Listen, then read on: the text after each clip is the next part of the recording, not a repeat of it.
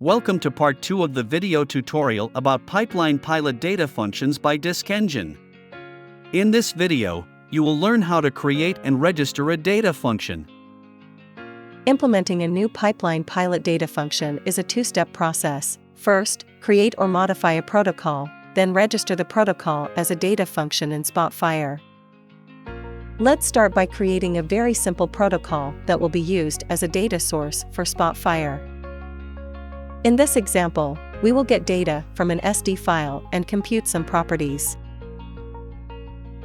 We will expose the parameter maximum determining the number of records to read from the file at the protocol level.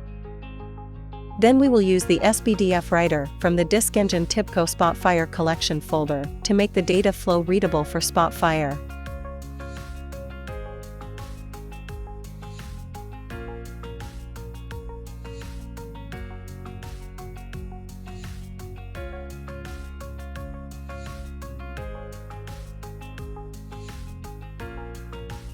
After saving the protocol in the XMLDB, you can register the data function.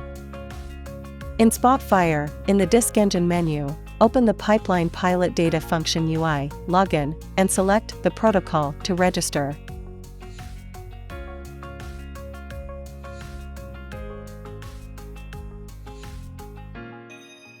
The protocol level parameters will become parameters of the data function. Once saved in the Spotfire server library, the data function is available for any user connected to the same server.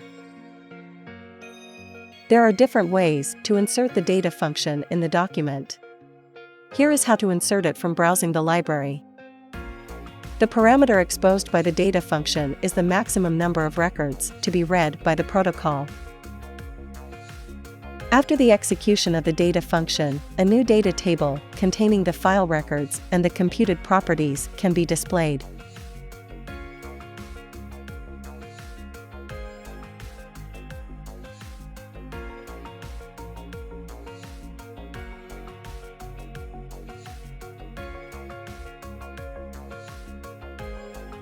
In the next video, you will learn how to use pipeline pilot data functions to transform a dataset in Spotfire.